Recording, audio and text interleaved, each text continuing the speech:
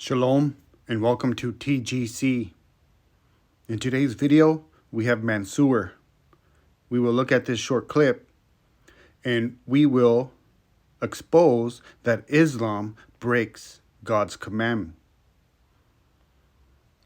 We will also expose that Mansur is a liar.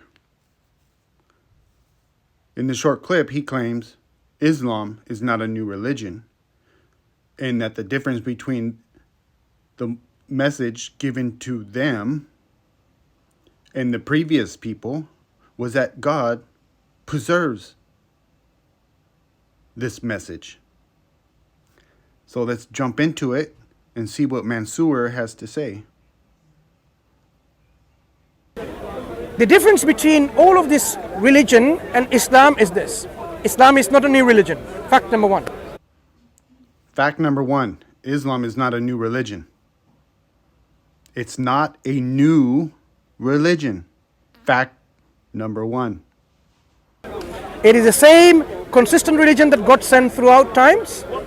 But now this religion is a final message sent to mankind from God.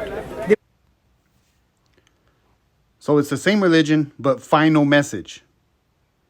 Is the religion and the message the same? Final message. So it's a completion and culmination and perfection of this message. So if you now consider why, logically speaking, that doesn't get corrupted, because God has taken the role of preserving this religion, because He... So God took the role of preserving this religion. This religion, that type of language, means it's the same religion? Or is it a new message? So he's distorting his fact number one. And his second claim here, God preserved it. Now, if God is preserving something to perfection, because he's claiming this message, this new message, is perfection, which these Dawa donkeys like to claim that Islam is perfection, so they have dominance over everyone else. But let's continue. made it final. There is not going to be another prophet coming anymore. There is not going to be another messenger coming anymore. So there is not going to be another book from God coming anymore to reinstate the corruption if it occurred in this final religion. So the final religion is uncorrupted. So this final religion. So how is it, fact number one, the same religion as there always has been, but just people have corrupted it? But now he's saying this final religion. So he's contradicting himself.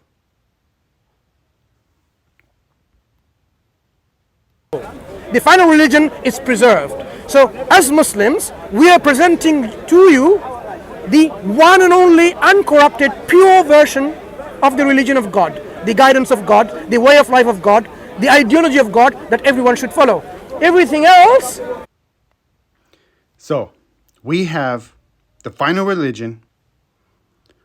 God took the role of preserving it to be perfect, uncorrupted, right? And then at the end, he says the final religion. So if it's the final religion, that means there's more than one. And if it's the original, it's the same religion as before, how can it be the final? It makes no logical sense. As these Dawa donkeys at the park like to claim logic all the time. You have to think logically to understand what they're trying to say. Well, what you're trying to say does make no logical sense.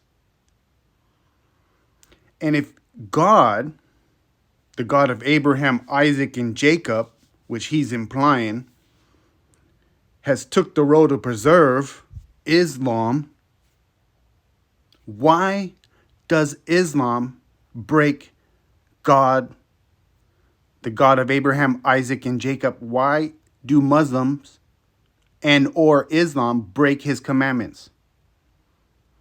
And how do we know they break his commandments? We're going into Leviticus 26, verse 1. You shall not make idols for yourselves, neither a carved image nor a sacred pillar shall you rear up for yourselves, nor shall you set up an engraved stone in your land to bow down to it. For I am the Lord your God. So why do we have the Kaaba in Arabia? Why is it that 5 times a day they face the black stone, the Kaaba, and bow down to it?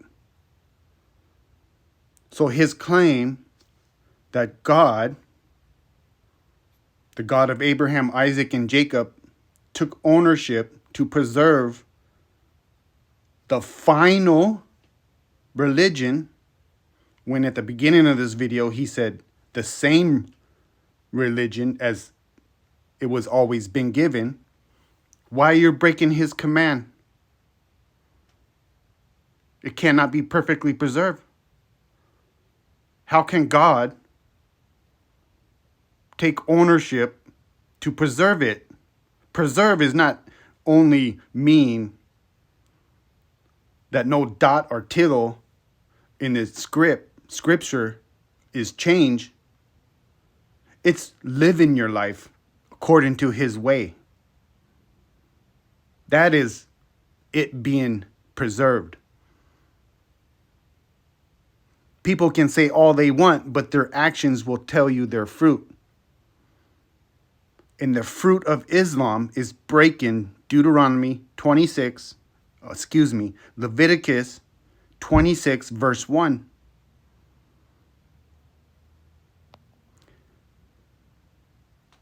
And if we want to go to verse 2, you shall keep my Sabbaths and reverence my sanctuary. I am the Lord. Do they keep his 7th-day Sabbath? No, they don't. They have their own holy day, which is the 6th day. So they break both of these. So your God is not the God of Abraham, Isaac, and Jacob. The God you worship allows you to break the commands of the God of Abraham, Isaac, and Jacob. Perhaps your God has preserved his religion. And what I will go as far as claiming, when he said it's the same religion as before what? I would say it's the same religion that was set up in Babylon with Nebuchadnezzar when he set up the original call to prayer in Islam. When he set up that statue, and whenever you hear the call of prayer, you got to bow down to it. It's the same religion, but with a makeover. Then it was a statue. Now it's a rock. It's an engraved stone. It's the black stone, the Kaaba.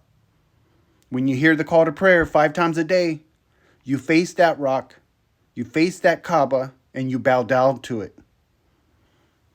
You can't get away from it. Use your logic, as Muslims like to claim. Leviticus 26, you shall not make idols for yourselves, neither a carved image, Nebuchadnezzar, nor a sacred pillar shall you rear up for yourselves, nor shall you set up an engraved stone in your land to bow down to it. For I am the Lord your God. So are you practicing the commands of the God of Abraham, Isaac, and Jacob? Or are you following the God of Nebuchadnezzar of Babylon, the false religion, who the false prophet Muhammad came?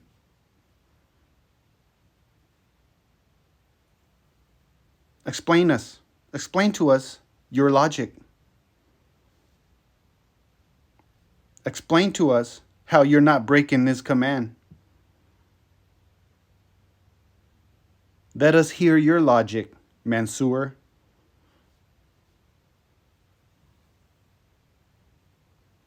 All my brothers in Messiah Jesus, all my brothers and sisters, may the God of Abraham, Isaac, and Jacob comfort you and bless you. Shalom.